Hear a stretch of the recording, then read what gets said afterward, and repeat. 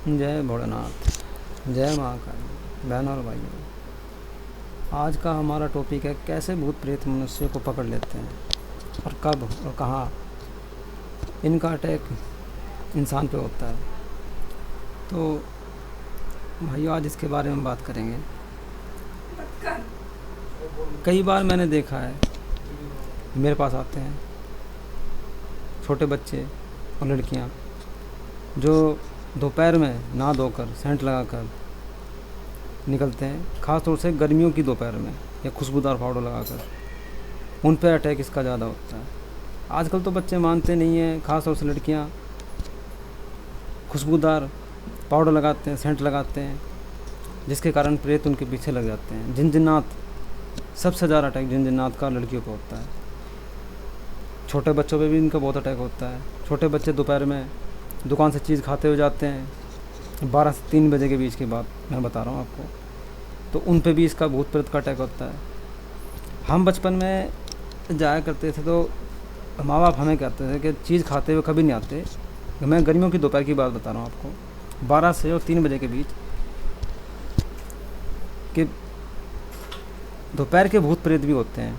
तो हमें लगता था कि सिर्फ डराने के लिए, उस समय तो हमें सच लगता था, लेकिन बाद में हमें जब बड़े हुए तो हमें लगता सिर्फ डराने के लिए था। लेकिन धीरे धीरे जब चीज़ें सामने आने लगी और ऐसी घटना हमारे सामने होने लगी तो पता चला कि नहीं, दिन में भी भूत प्रेत का अटैक होता है। ऐसा नहीं कि रात को ही होता है, दिन में भी होता है।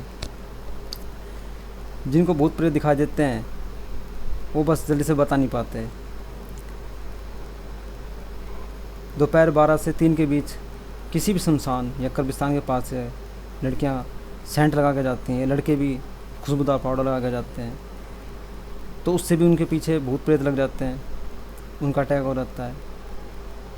पीपल का पेड़ 12 से 2 बजे के बीच, दोपहर की बात बता रहा हूँ मैं आपको, पीपल के पेड़ कोई भी हो उसके पास से गुजरना भी बहुत ही ख़तरनाक होता है, और चौराहे से भी।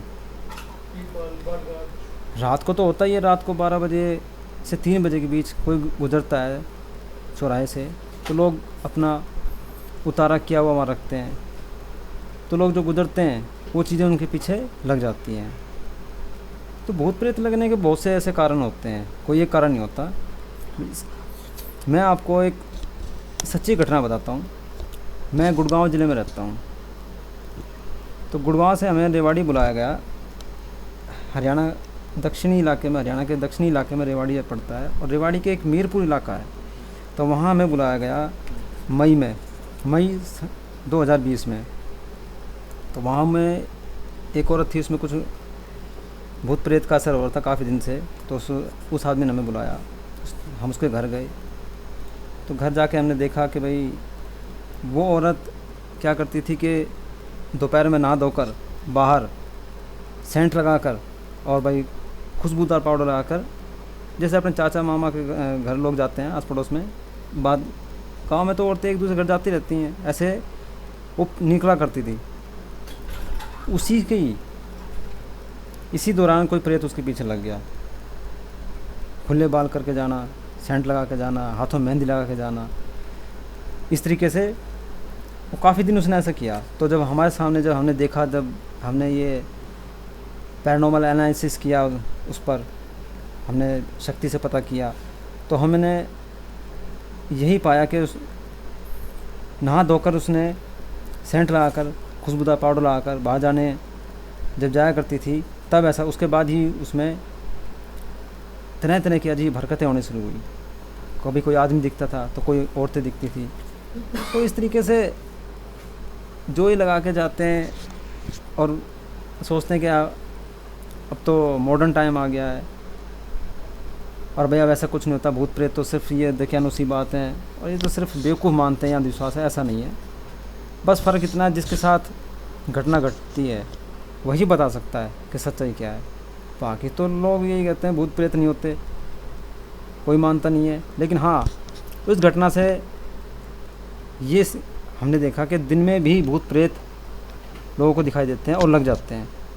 इसलिए भाई हमारी तो ये सलाह, कोई दिन कहीं कोई भी बच्चा ऐसे निकले, कोई खाते हुए, कोई दुकान से सामान जैसे लेकर आते हैं बच्चे और खाते हुए घूमते हैं, बिस्किट खा रहे हैं या कोई ऐसी मीठी चीज़ खाते घूमते हैं, तो उससे भी भूत प्रेत उनके पीछे लग जाते हैं। तो ऐसा ना करें, अपनी इसका विशेष ध्यान रखें। तो वीडियो ज़्यादा लंबा ना खींचते हुए अगले वीडियो में कोई सच्ची घटना फिर मैं आपको बताऊंगा। धन्यवाद। जय भोलेनाथ, जय महाकाल।